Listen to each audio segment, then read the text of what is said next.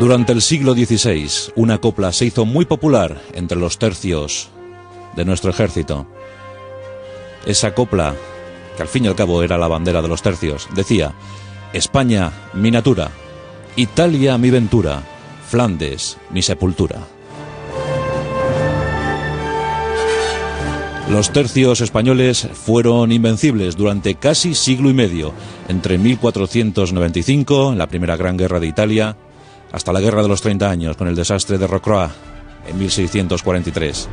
Pero durante 150 años, cuando se oía decir que llegaban los tercios españoles, el enemigo ciertamente temblaba. Fue un siglo de oro, un siglo de florecimiento para las armas españolas. Esta noche vamos a recordar, vamos a homenajear al artífice de aquellos tercios.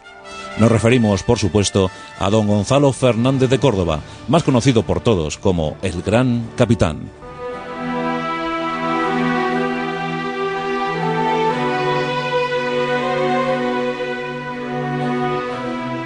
Y es que el Gran Capitán reunió todas las virtudes del caballero. Su planta, su porte, su diplomacia, su magnanimidad, su estilo, su condescendencia y su forma de ver el arte de la guerra hicieron de él un ejemplo a seguir. Don Gonzalo nació en tiempos inciertos. Caía Constantinopla, era el año 1453. Y en la localidad de Montilla, en Córdoba, ya en Córdoba, nacía Gonzalo, el menor de dos hermanos. Primero nació Alonso, don Alonso, y después él, don Gonzalo. Corría el mes de septiembre de 1453. Sus padres, don Pedro Fernández de Aguilar y doña Elvira de Herrera. Padres pertenecientes a la baja nobleza, a la pequeña burguesía de la zona, siempre dispuestos a acudir en ayuda de tal o cual causa. La educación que recibieron los niños fue notable. El tutor, el preceptor, el instructor de los niños era nada más y nada menos que el notable don Pedro de Cárcamo. Don Pedro supo instruir a los niños en valores tales como la gloria o la virtud. Les supo enseñar, les supo inculcar que alcanzar la gloria o la virtud era el máximo anhelo de cualquier caballero español. Y los tiempos se presentaban muy propicios para que los jóvenes sacaran a relucir esas virtudes, sobre todo en el campo de batalla. Alonso, por supuesto, iba a ser el heredero. Por tanto, a Gonzalo le cupo el honor de ir a la guerra, como en tantas familias españolas, tantos hidalgos que marchaban al combate, buscando hazañas, buscando valores y galones. Y guerras no iban a faltar para el joven Gonzalo. Los momentos eran confusos para el reino de Castilla. Enrique IV había sido desposeído de su cetro y de su corona en Ávila. El pretendiente, don Alfonso, se hacía con el mando de la nación. Y Córdoba, la ciudad de Córdoba, se puso al lado de don Alfonso. Más tarde llegarían las disputas entre la Beltraneja y doña Isabel, la que sería Isabel I de Castilla. En los dos casos, Gonzalo combatió al lado de los pretendientes. Estuvo al lado de don Alfonso y estuvo al lado de doña Isabel. Y estos actos que se cumplieron en la década de los 70, ya por el siglo XV, doña Isabel los iba a recompensar muy bien. Don Gonzalo brilló con fulgor propio en los campos de batalla castellanos. Luchó contra los portugueses, luchó contra los adversarios de doña Isabel y pronto supo hacerse un sitio al lado de la reina de Castilla. Las malas lenguas dicen que se hizo un sitio demasiado cercano, demasiado próximo a doña Isabel. Muchos llegaron a comentar que incluso fueron amantes. Este dato nunca se comprobó con certeza. Por fin la unión entre Aragón y Castilla. Y Gonzalo, ya afamado militar, estaba al lado de sus reyes, al lado de Fernando e Isabel, los reyes católicos. Quedaba todavía un reducto inexpugnable en el sur de la península. Los musulmanes se habían fortificado en torno a Granada. Iba a estallar un conflicto con total virulencia. La Guerra de Granada durante 10 años, desde 1482 a 1492. 10 años con miles de bajas en un lado y en otro. 10 años donde se tuvo que reestructurar todo el ejército español. Esas modificaciones producidas entre 1483 y 1487 iban a dar fructíferos resultados en acontecimientos posteriores. Los territorios de Granada eran propicios para la guerra de guerrillas, para las escaramuzas, para los combates, para las emboscadas.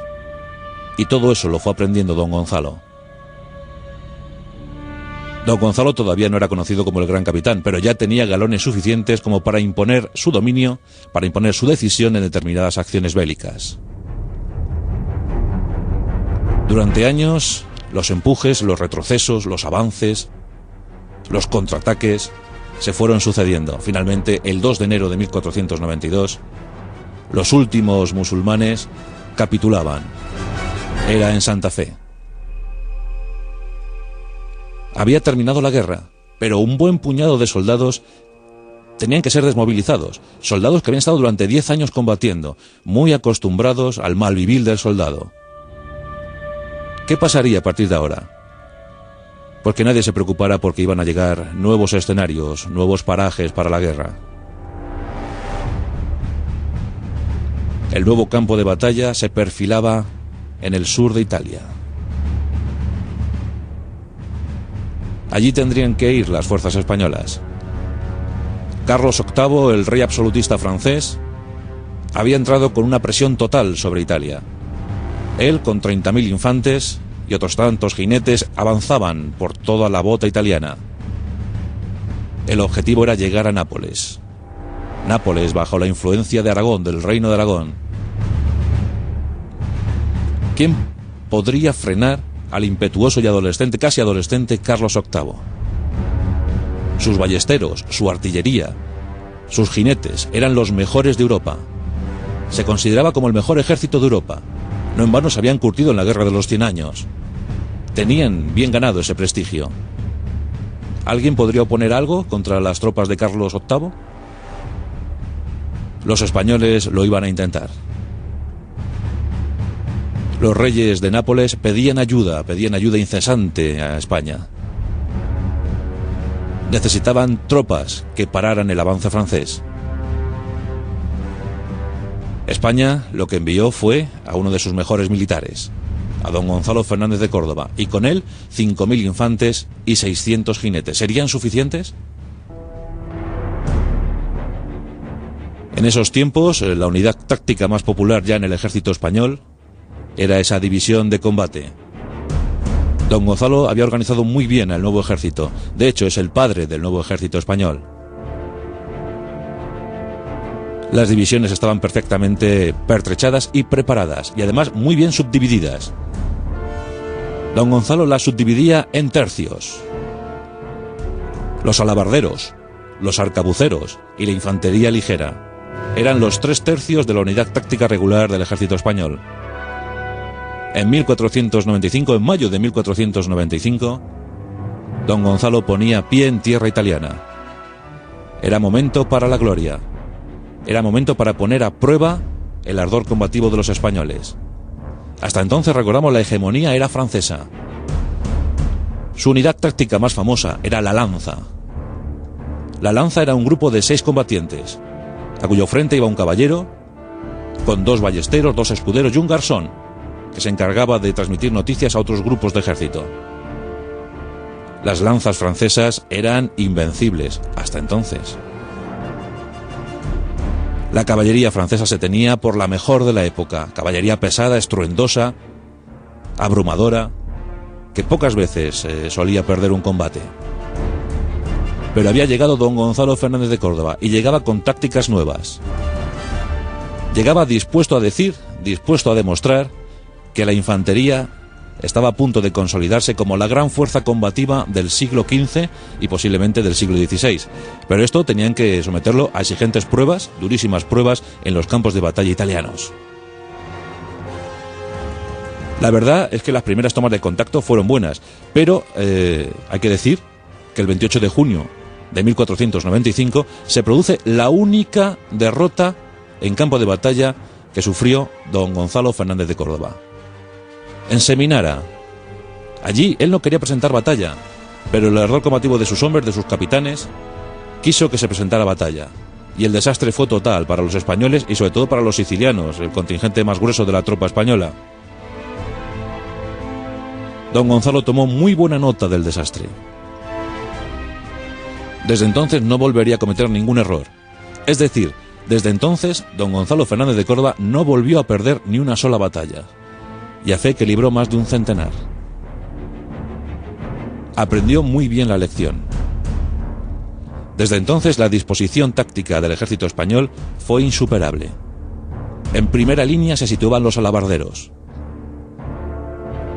Detrás de ellos la infantería ligera, casi siempre armada con estupendas espadas toledanas. Los arcabuceros, que hacían como artillería ligera y servían para frenar el ímpetu de los jinetes de los caballeros franceses. Y cada grupo de estos siempre acompañado por caballería ligera, que siempre daba un buen rendimiento. Esa disposición, sobre todo la de los fornidos alabarderos, desmontó a muchos jinetes franceses. La infantería española se iba consolidando como una de las grandes de Europa. Los españoles eran soldados muy duros.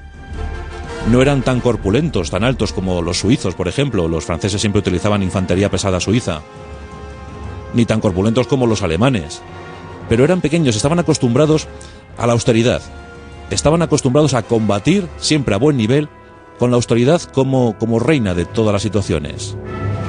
Podían mal comer, mal dormir, mal vivir y aún así dar un buen rendimiento al día siguiente en el campo de batalla. Otros soldados europeos no estaban en esa situación. Más bien vivían en la molicie, estaban acostumbrados a vivir bastante bien. Los soldados españoles nada tenían y por tanto poco a poco tenían que perder. Y esa fama se fue acrecentando. En Italia empezaron a llegar las victorias. En Regio hubo una auténtica masacre entre la guarnición francesa. A don Gonzalo no le gustaba masacrar al enemigo. Más bien al contrario, le gustaba dar buen trato a los prisioneros, a los vencidos. Pero había que actuar con decisión y con fiereza en algunas ocasiones. Y en Reggio fue una de esas. Sometió aquella fortaleza a sitio. Y como encontró una tenacidad más que fuerte, pues masacró, pasó a cuchillo a toda la guarnición. Dejó que algunos supervivientes escaparan y propagaran el mensaje por todo el territorio. Y esto fue muy determinante, porque otras guarniciones francesas fueron cayendo sin ningún problema, muchas se rindieron sin lanzar un solo disparo. Los soldados empezaron a adorar, a querer, a respetar a don Gonzalo. Y poco a poco fue ganando el sobrenombre de Gran Capitán. Uno de los secretos de los tercios españoles fue sin duda la gran oficialidad que en ellos había. Los tercios eran subdivididos en compañías y a frente de cada compañía un capitán casi siempre de origen español, y luego había innumerables alféreces que comandaban pequeños grupos. Tener tantos oficiales y tan bien preparados fue definitivo para la gran campaña de Italia entre 1495 y 1498. Los oficiales venían casi siempre de las grandes casas, de las casas nobles, de las casas burguesas. Eran hidalgos que tenían poca heredad, pero mucho que decir, mucho que ganar, y se apuntaban gustosos a los tercios. Entonces el enganche era de 10 años. Se colocaba un tambor en un edificio en cualquier ciudad española, principalmente Málaga, Cartagena o Valencia, y allí los jóvenes se alistaban. Ese tambor, que tenía, pues como bien sabéis, forma de caja, al final quedó el nombre, la caja de reclutas, porque todo eso viene de los alistamientos a los tercios. Pues muchos se alistaban, y cuando llegó la fama del Gran Capitán desde Italia, se alistaban muchos más. Todos querían combatir al lado del gran capitán, porque presumían que los honores no tardarían en llegar para todos. Ya os digo, 10 años de servicio y luego otros 10 de reenganche. Era muy fácil ver cómo uno vivía toda su vida, pasaba toda su vida en los tercios. E Italia en esos momentos estaba esplendorosa, estaba bellísima, a caballo entre el 400 y el 500. Era un gran momento para las batallas, era un gran momento para la belleza, para la gloria, y muchos jóvenes españoles la buscaron. Por eso decía la copla: España mi natura, Italia mi ventura. En 1498 se puede dar por terminada la primera gran campaña en Italia. Don Gonzalo Fernández de Córdoba es querido por todos, le quieren nombrar virrey, quieren que se quede en Italia, pero los reyes católicos le necesitan en España. Los musulmanes se habían revuelto en las Alpujarras. Después de la gran victoria de Italia necesitaban a un gran comandante para sofocar la revuelta en las Alpujarras. Los derechos prometidos a los musulmanes no se estaban cumpliendo y estos se habían levantado en armas. Había que combatir nuevamente y las Alpujarras era el escenario bélico. Hacia allí fue don Gonzalo Fernández de Córdoba con sus tropas, siempre acompañado por grandes comitivas, siempre con los tambores al frente, a la vanguardia de su tropa. Ya os digo que gran porte y esplendor, estupendo diplomático, guapo y muy galán. Todas las condiciones del caballero, todas las virtudes se reunían en él. El conflicto de las Alpujarras parecía no terminar nunca. Y mientras tanto, en Nápoles, Federico III, el nuevo rey, después de los anteriores, Ferrante I, II, Alfonso II, pues Federico III había cometido un gran error. Carlos VIII se había retirado y había muerto, además, es una anécdota muy curiosa. Carlos VIII era un joven alto, e intentando pasar una puerta muy pequeñita se escalabró, se dio con la cabeza en el dintel de la puerta y murió desangrado. Su sustituto, Luis XII, pues también tenía intereses en Italia, quería dominar Italia, como todos. En esos momentos Italia era una gran amalgama de estados, de principados, de pequeñas repúblicas, y se presentaba muy apetecible para cualquier interés europeo. Y en ese momento los intereses eran Francia y España. Por tanto, Luis pasa a la acción. Un gran ejército. Esta vez no quieren ver la vergüenza y la humillación a la que habían sido sometidos a cargo de los españoles. No pensaban cometer errores. Y empiezan a inundar la península italiana. El Papa está consternado. Federico III, como os digo, había cometido un gran error, y es buscar el apoyo de los turcos, de Bayaceto, del gran sultán Bayaceto. Fue un error, porque al final franceses y españoles pactaron el reparto del reino de Nápoles. No podían consentir, y menos con su Liga Santa siempre preparada para luchar contra el turco, que un rey de Italia, un rey de Nápoles, pactara con los turcos. Eso era insoportable para cualquier reino europeo. Por tanto, los dos ejércitos se pusieron de acuerdo.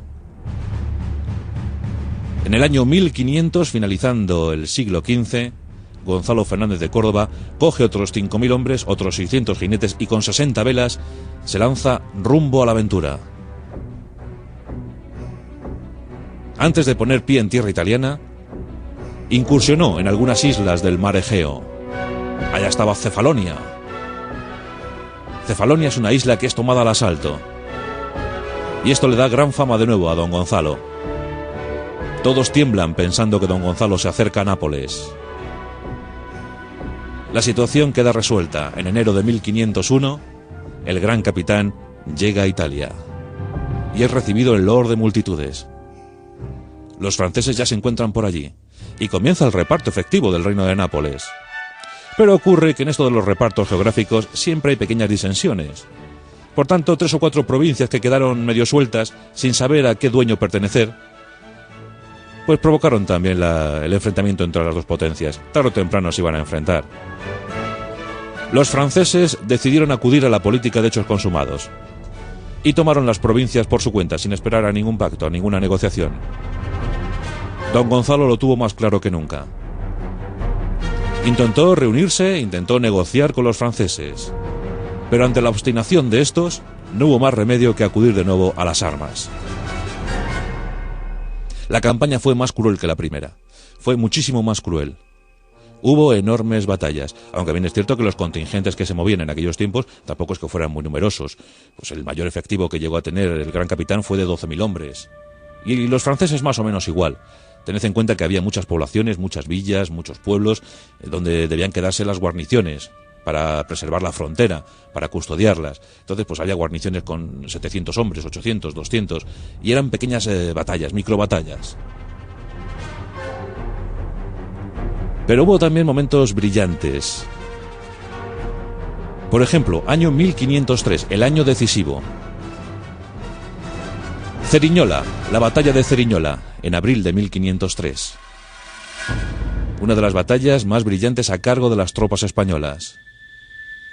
La toma de las posiciones defensivas a cargo de los españoles fue de ejecución muy novedosa, muy destacada. Después de una gran caminata, los españoles estaban exhaustos, pero don Gonzalo no quiso descansar y tomó las posiciones dominantes en la zona de Ceriñola. Los franceses sabían que los españoles estaban exhaustos después de tanta caminata y decidieron atacar, no esperar más. La gran polvareda se pudo ver desde el campamento español. Pero la artillería, todavía no era muy importante la artillería en aquellos tiempos. La artillería estaba esperando la acometida francesa. Los franceses, los capitanes franceses, muy impacientes, se lanzaron con total ímpetu sobre los españoles. Pero ocurre que don Gonzalo, perfecto conocedor de la ingeniería militar, había dispuesto una suerte de defensas, redes, garfios, pinchos, y pronto hicieron su efecto sobre la caballería. Miles de alabarderos estaban esperando la acometida francesa. La artillería dominaba desde la posición alta. Los franceses disparaban desde abajo. Y poco a poco los jinetes franceses iban acercando. El impacto fue brutal. Los españoles estaban esperando al acecho. Y aun sedientos, aun cansados, ofrecieron un combate de alta magnitud. Centenares de caballeros cayeron al suelo. Los alabarderos se emplearon con furia. La infantería ligera pasó a la acción. Y los arcabuceros españoles devastaron las primeras filas. El balance de la jornada se cifra en más de 3.000 muertos en el bando francés, por tan solo 100 muertos en el bando español. La victoria fue total para los intereses españoles. Ceriñola fue una humillación. Descabalgados, humillados, vencidos, los franceses se retiraron a duras penas. Don Gonzalo fue magnánimo, dejó que escaparan. El propio jefe militar francés murió en aquella batalla. El duque de Manhuas había muerto, y eso le produjo gran dolor a don Gonzalo. No le gustaba matar a gente, no le gustaba, en absoluto. Siempre decía que despreciaba la muerte, que se veía obligado siempre para cumplir con los intereses de su país. En muchas ocasiones los franceses se rendían y él incluso les procuraba paso libre hacia Francia. Por eso tenía gran prestigio entre la tropa francesa. Pensaban que si se enfrentaban al gran capitán, aunque cayeran prisioneros o vencidos, siempre iban a tener el respeto de los españoles. Y así fue en muchas ocasiones. Fue una guerra muy romántica esta segunda de Italia. Hubo incluso muchos desafíos entre caballeros. Cuenta la leyenda, que en una ocasión los caballeros franceses se mostraban muy ufanos ante su superioridad táctica en el campo de batalla. Decían, los jinetes franceses son sin duda alguna superiores a los españoles. El rumor llegó a las filas españolas. Los capitanes españoles pidieron a su gran capitán que les diera paso libre a un desafío. Y este accedió. Tened en cuenta que los intervalos de tiempo eran abrumadores. Muchas veces pasaban meses sin un combate. Y los jóvenes estaban deseando probarse. Pues el desafío se concertó. En aquel tiempo muchas veces se animaban a la batalla mediante cartelones. Hacían un cartel animando a la batalla, como en aquella ocasión que fueron los franceses con un cartel animando al gran capitán a salir de una guarnición y presentar batalla. Fue la famosa frase del gran capitán: yo no suelo combatir cuando me lo pide el enemigo, más bien suelo combatir cuando me apetece a mí. Así que no esperaré a que el enemigo esté enojado para combatir. Siempre lo haré cuando a mí me apetezca. Bueno, pues el desafío se concertó. 11 caballeros en el lado francés, 11 caballeros en el lado español. Se ajustaron los tiempos, se preparó el campo y los 11 se lanzaron contra los 11. Durante 5 horas estuvieron a mandoble limpio. Durante 5 horas se acometieron unos contra otros, se lanzaron unos contra otros. Se caían, se levantaban, se volvían a caer. Al final, después de las 5 horas, parece que la discusión se puso del lado de los españoles. Pero los franceses, muy aguerridos, se habían atrincherado tras los cadáveres de sus propios caballos. Y seguían combatiendo. Al final, los jueces, como había caído la noche, decidieron parar el combate y dar el enfrentamiento por tablas. Lo dieron como un empate. Dijeron que la tenacidad de los españoles se había visto frente a la constancia de los franceses. Así que dieron el encuentro en tabla, lo dieron por empatado y todos a su casa. Y así iba sucediéndose en la segunda campaña de Italia.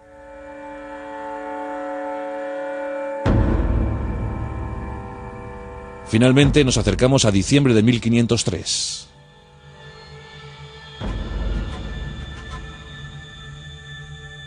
Nos encontramos a punto de ver el fin del conflicto. En Garetayos se iba a dar una gran batalla. La batalla definitiva, la más brillante a cargo de las tropas españolas. Allí se iban a discutir los intereses definitivos. Una campaña que empezó en septiembre de ese año 503 y terminó más o menos el 1 de enero de 1504. Pero la gran batalla se produjo entre el 28 y el 29 de diciembre. Aquí los franceses opusieron todo lo que tenían frente a los españoles. Nos encontramos en las riberas del río Garetaño. En el lado derecho los franceses, en el lado izquierdo los españoles. Las dos formaciones perfectamente preparadas y alineadas. Don Gonzalo estaba esperando refuerzos. Los franceses, muy confiados, habían preparado ya su campamento. Nos encontramos en la madrugada del 28 al 29 de diciembre. Don Gonzalo se dispone a iniciar uno de sus movimientos más brillantes y famosos. Va a intentar envolver al campamento francés. Prepara 3 líneas de ataque. 2 flancos y una posición central. Esperando, confiado en esos refuerzos, ordena vadear el río. Los jinetes españoles comienzan a vadear por un flanco y otro, mientras que un grueso de tropa avanza por el frente y se enfrenta al gran campamento francés. Los franceses, desconcertados, intentan oponer, intentan disuadir el ataque español, pero no lo consiguen. Poco a poco se van viendo envueltos. Los jinetes españoles se emplean con fuerza. Y cuando está el momento decisivo de la batalla, aparecen los refuerzos españoles. Lo que comienza siendo una retirada muy organizada se convierte en una auténtica desbandada. Los franceses sueltan todo lo que tienen, abandonan su artillería, su impedimenta. Los carros se rompen. Al grito de "sálvese el que pueda", los franceses huyeron de aquel campo. Dejaron atrás 8.000 muertos. Fue un gran desastre para los franceses y fue el fin de la Segunda Guerra de Italia. El 11 de febrero de 1504 se firmaba la paz. Don Gonzalo Fernández de Córdoba está en su mejor momento. Virrey de Nápoles, aclamado por todos.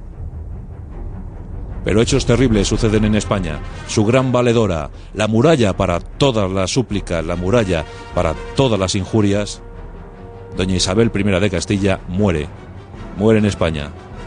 Fernando el Católico ordena a su gran capitán regresar a España. Esto va a tardar en producirse porque don Gonzalo se encuentra en Nápoles repartiendo prebendas y honores a sus capitanes, repartiendo territorios, obrando como si fuera un auténtico rey. Y esto provoca muchos enemigos, esto provoca que le critiquen, esto provoca que incluso aliados suyos, antiguos aliados suyos, se pongan en su contra. Se produce el notable hecho, que más bien forma parte de la leyenda, pero bueno, lo contaremos, el notable hecho de las cuentas. Las cuentas del gran capitán. ¿Por qué ocurrió esto? Pues es sencillo, por lo que ya hemos venido explicando. El gran capitán repartía entre sus hombres, aquellos que le habían acompañado, aquellos que habían luchado con él, los que habían derramado su sangre por España, pues tenían también derecho a una buena recompensa. Y Fernando, el rey Fernando, era receloso. Era receloso, dicen algunos que mezquino, dicen algunos que muy reservado, muy serio. Vamos, la contraposición de don Gonzalo.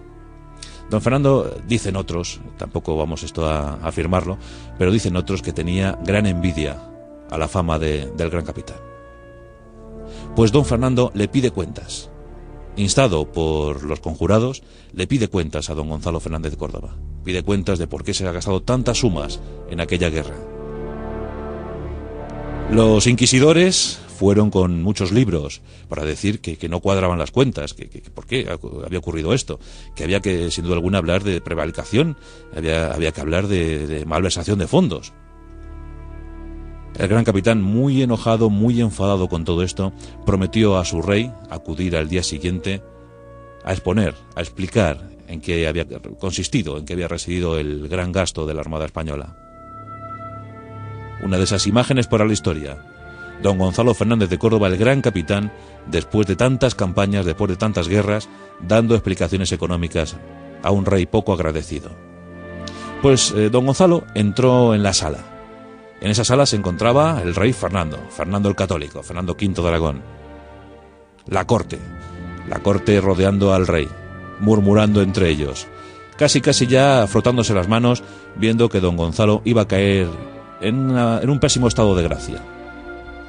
Bien, pues don Gonzalo llegó, abrió un libro y empezó a explicar las cuentas. Y más o menos, cifra arriba, cifra abajo, dijo esto: 432.786 ducados con 9 reales han sido gastados en frailes, monjas y pobres, con motivo de que oraran, a fin de que oraran, por los intereses de los hombres del rey, de los soldados del rey. 786.427 ducados con 8 reales han sido gastados en picos, palas y azadones para enterrar a los soldados caídos a manos de los soldados del rey. 60.000 ducados han sido gastados en guantes perfumados para evitar que el hedor de los enemigos cubriera a los soldados animosos del rey de España.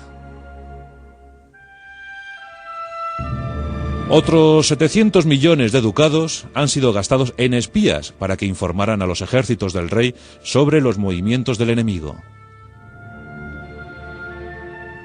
Y 300 millones de ducados han sido gastados para calmar el enojo que me produce ver a tanto imbécil diciéndole al que dio tantos reinos a España que si ha gastado o no ha gastado dinero.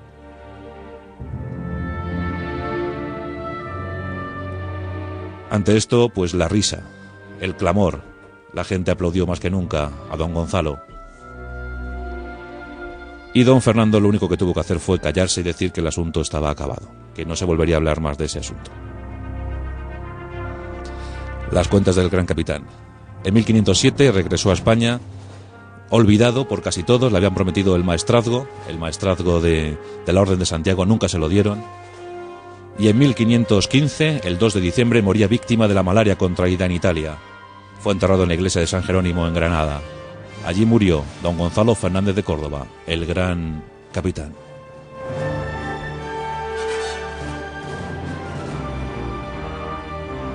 La rosa de los